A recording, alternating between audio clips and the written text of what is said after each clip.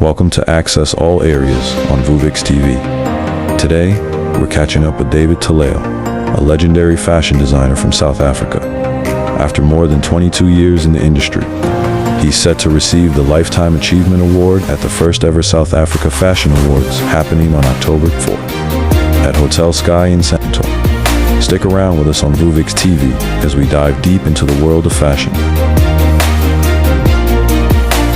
Welcome to Vuvix TV with the South Africa Fashion Awards. I am your host, Samgelo Malilege, and today we are sitting with Africa's fashion giant, and that is David Tlale. How are you doing today? I'm good. How are you, Samgelo? I'm good. I'm so excited actually to be here. And today we're going to be discussing your career and how far you've gotten. Mm-hmm. So one of the things that I wanted to ask, and I think it's on the minds of so many other people, is when maybe others were choosing a career in, let's say, being a doctor, policeman, and all of these things, what said fashion? Was fashion always the first choice, or was it just, something that you found along the way? I fell into fashion, I would say consciously, but subconsciously, unconsciously was like I was, back home I was like a creative and doing other things until I went to university, Tlale Technicon then, now it's Tlale University. I was studying auditing and then found out there's a course called fashion design and then started hanging out with my friends there. Day one when I walked into the class, I knew that this is what I wanted to do. Wow, that's so amazing. Mm-hmm. And with how did that impact, because you're moving from auditing, especially with Black parents, if I moved from anything else, they'd be like, what are you doing, girl? Absolutely. So what was that conversation maybe like with your parents as to, I want to do fashion now? The transition was not easy because closer to the end of my first year in auditing class, when I went home, I told my mom that I'm dropping out. I'm not going to continue with my auditing studies. She was like, are you crazy? I'm like, yeah, I am actually, because I'm now going to be a fashion designer. And she was like, what? You gotta be making clothes. I'm like, maybe not, but yes. She's like, I'm not gonna have a son that's gonna be making clothes. Well, I was like, well, this is what I wanna do, and this is my future, and this is my path, and this is where I wanna be. But fast forward, there's always been this whole thing of, when I was in primary, I've always wanted to be a teacher. And then as I progressed, and I was like, accounting is the only thing to go. And then fashion came across. And when I went to study fashion at Valley University, it was a beautiful journey from a student who did not have any background in terms of fashion, to a hard worker, and to that led to awards of being the best student in second year, third year, and my fourth year. And then I ended up getting a part-time lecturing job at Valley University for 4.5 years. And then I was like, I'm done with the lecturing part. I need to actually launch my brand in the industry. This was 2003 when I entered the New Talent. Wow. And what did that look like in 2003? Because I think it's the fashion industry and in South Africa as well. So what did that look like getting into this new space where now you have a brand? What were some of the challenges that you went through? I mean, like a lot of challenges. When I entered for the New Talent at South African Fashion Week, I did not know what that meant, because I was still having this whole background of being from university and very strong academic, I would say, upbringing and embedded in me. And I also was like, when you win a competition, it doesn't mean much. It means you have more work to do. It comes with a bigger responsibility because now I'm launching the brand, and now there's a new kid on the block. Everybody's paying attention on me, and the media is paying attention on me. The celebrities want, to be associated with this new kid on the block. And as you progress, as you grow and achieving all these awards and milestones, it's just a journey of saying you have more pressure on you because as an artist or as a designer, you're only as good as your last collection. And because the secret or even the most expected thing is to grow and maintain. And if you don't maintain, you have a lot of issue. And as you grow, you have to maintain even the next level. So more than anything else, I had to get out of just being a fabulous designer to become a businessman and understanding production processes, costing, and also running a proper business. And over the years, I've learned and kind of like become a businessman, and it grows every day. But the most important part is that as a creative or even as a designer, how do you keep reinventing yourself every season? This year, we're celebrating 22 years of existence of the brand David Tlale. And we're doing quite a lot of other projects as a brand. But the main thing for us is that where we are right now, we have found our core, we found our calling as a business. I would just like take you back in like 2012, we came up with a project called The Intern by David Tlale, where we've trained young designers from university, self-taught, and we started out in KZN, we came to Gauteng, and that's where most of the brands that came from, like from KZN, we have Juku Mngati and Nowanda Ngobo, who are running successful businesses, and Ruth Mngati. And in Gauteng in 2015 until 2016, we trained the likes of Siposihle Masango and Muso Maxwell. They actually trained with us and now running a successful brand, Geletso Moraba, Ndando XV. I mean, the list goes on. And for us is that our mission is to make sure that we help and inspire the African child to say it is possible to build a brand proudly made in South Africa. Because most of the times we look at what's happening overseas and we want to move there, we want to like be fabulous there. It's great to go learn overseas, but it's important to come back home and implement your learnings or even the experiences that you've gotten. And which is what I was very blessed to be exposed to.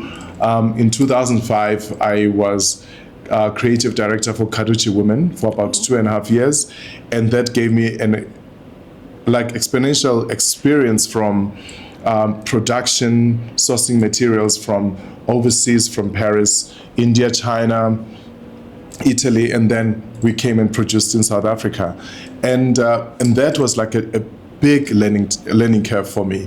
And as I did that, I just saw how the international market was starting to be opened for me, and starting to showcase overseas, like in Paris, in New York, in London, and also in the continent at large, Nigeria, Ghana, Kenya, you name it. And all those things, is like, it is possible to actually make it in Africa. And my biggest thing is that it's very easy for us to pack up and go and say, like, I'm going to establish myself in America or in Europe. But the biggest thing that we have is the responsibility as a continent to say, we are the biggest consumers, we're the biggest wearers of fashion, and we are the biggest likers of things. So it's very, very important that we kind of like rewire ourselves that we can actually produce these garments locally and to become luxury and compete globally. When you look at the lives of, bless his soul, and may his soul rest in peace, Giorgio Armani, all he did in his own country, he established himself to become a global phenomenon. Did he come to South Africa? No. Yes, he has a store. Did he go to America? No. Yes, he did go, but he lived in his country. And same applies with many other big brands. They stay in their country, they build, and then they grow internationally. But still, their home base is in their country of origin. It is important that we do that as well as designers or as creatives, because our responsibility is to change the game from grassroots, because the clothing and textile or fashion industry is a new kid on the block in South Africa. It's not an industry that our parents like, when you finish school, you must go be a designer. As you said, you must go be a doctor, teacher, lawyer, and all these things. But now where we are, we're starting to see that phenomenon because of the journey of some of us that have walked, like the Stone Sherry, me, Makhosa, and that we're saying it is possible to study in South Africa. It is possible to establish a business in South Africa. Thus, we are inspiring the upcoming generations. So the responsibility on us is quite huge because the journey, I believe, 22 years into it has just begun. Because when we look at the percentage or volume of unemployment of the young people is crazy in South Africa. Not only in South Africa, but in Africa as a whole. So when we start implementing ourselves or applying ourselves to say, how do we become part of the change makers in our country, it's very important. As a brand, David Tlale, we are on a journey where we are now finding young people unskilled, whether you're a dropout from university or post work or anything else, we bring them into the house, we give them skills of cutting and fabric cutting, sewing, finishing, pressing, and packaging, and also like data capturing and business skills. And we are on a journey of at least, they say, want to train at least about 100 young people. Our vision is to train more than 1,000 people to make sure that we curb unemployment, because the clothing and textile industry, I believe, is a game changer. Number one, on a daily basis, when we wake up, we use towels. It's part of the clothing and textile industry. We make the towels. People make towels. When you go to bed, you sleep in sheets. It's part of the textile industry. And then when you're done, you need to wear clothing. Everybody wears clothes wherever you go. It's a textile industry. And that I'm just giving you just high level because there's a whole agricultural aspect of it. There's a whole engineering aspect of it. And then the textile aspect of it. Then there's still sales. There is still distribution. There is also logistics. And then there is marketing. There is communication. So this industry is big. Our mission is to make sure that we educate and we amplify the importance of manufacturing locally in South Africa. Not only in South Africa, but in the continent of Africa, and making sure that we are able to trade within the continent ourselves with our raw materials and be able to compete globally with what we have as an industry. Wow, that is so amazing. And, with, because I think one of the talks is the industry is oversaturated, or there is this blockage where you can't really get in, or the ones who are in are in, So how does it, because you've talked about how the young people, they need to, it's a big industry, but how do you navigate an industry where you feel as if maybe there's a blockage or you can't really break through into it? I think that's an assumption that the industry is oversaturated. It's not oversaturated. Yeah. If you count the number of brands that are thriving in South Africa, you can count them in like two hands. And then you look at the number of companies that are manufacturing high quality products in South Africa. So there is no blockage. It's just that our systems and the journey of South Africa has gotten to a point whereby they close manufacturing opportunities. Now it is our time that we reinstate and reignite manufacturing, because in many years ago, like in the 80s, 90s, so Cape Town was deemed to be the fashion capital. But when you realize it was not actually the fashion capital, it was the manufacturing capital, because many factories were manufacturing in Cape Town and were established in Cape Town and Durban and East London and other outskirts of the Eastern Cape. And also we see how the value chain has actually gone down. because those factories were closed, the mills that manufacture fabrics were closed because of why cheap clothing that has been opened to come into the country. Now, you cannot say that the industry is oversaturated when there is so much opportunity. We have a huge challenge right now of cheap clothing that comes from the East, whereby even our big retailers are struggling to compete with those price points because these cheap clothing, people are still like, no, why must I buy a shirt for 400 when I can get it for 80 rands? So that kills what the local manufacturing, it kills the local retail space. And also we're just saying, okay, it's easy to buy cheap clothing from outside South Africa because we can afford it. It's not about that. It's a sustainability thing, because if you wear local, you can work local, you can eat local, you can live local.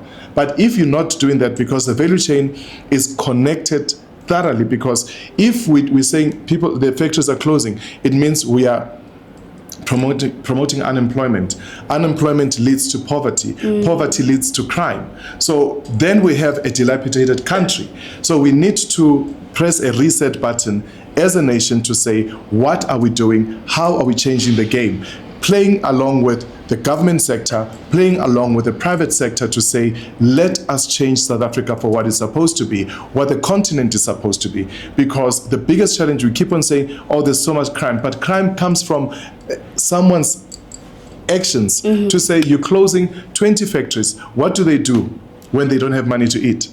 What do? They go to now break in people's houses and everything because you're desperate. When you're desperate, you do anything for survival. And I'm not saying the people that are committing crime are doing the right thing, but we must look at the core foundation of how actually crime became so big in the country. And we are dealing with a lot of unemployment, not only in the youth, but also in people that are actually 40s, 50s, and 60s unemployed. That's true. And with the World Fashion Awards coming into the country with the South Africa Fashion Awards, and you receiving the Lifetime Achievement Award, how does that feel, especially like with the industry? Because 22 years, that's literally when I was born. When I saw the 22 years I was like, oh, like you were there when I was born, you were there. So how does it feel? Sure, it makes me feel like I'm too old now. When you get a Lifetime Achiever, I was like, oh my God, okay, it means it's over.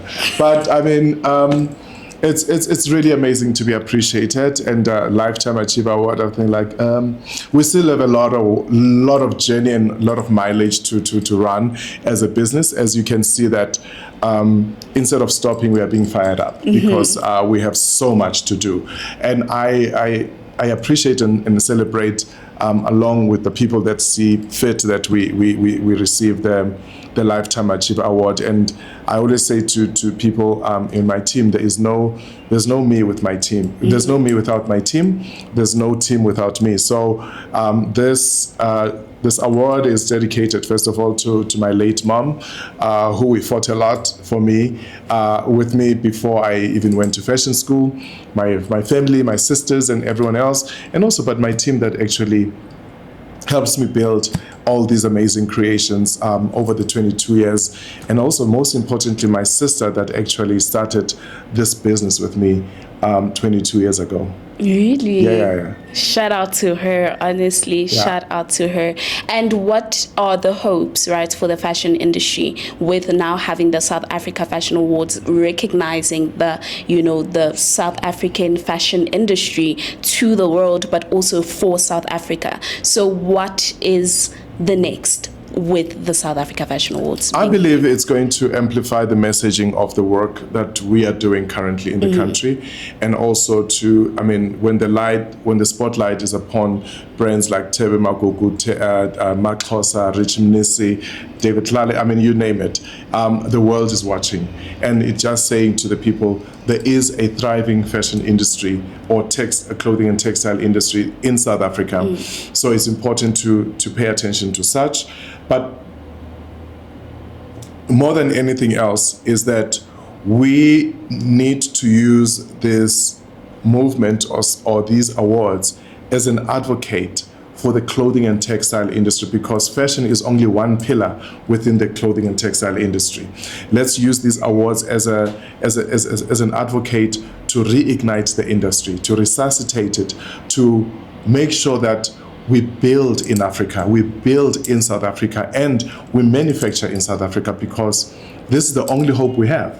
And the only hope we have is us as a current industry, because we can't blame it on our parents, our grandparents, or anyone else. Now that we know, now that we've learned, question is, what are we doing to make sure that the future generations are going to continue the legacy of the clothing and textile industry in South Africa, in Africa, that can be actually exported to the global markets. Thank you so much, David. Thank you. And that was us from the South Africa Fashion Awards with the legendary David Tlale, an advocate for fashion and local by local. Thank you so much. Dr. David Tlale for you. Yes, yes, Dr. David Tlale. Thank you so much. Thank you. Yes. Thank you. Hi everyone, my name is David Tlale, fashion designer based in Johannesburg, South Africa. Catch us on Vuvex TV for South African Fashion Awards this coming October. Make sure that you are there.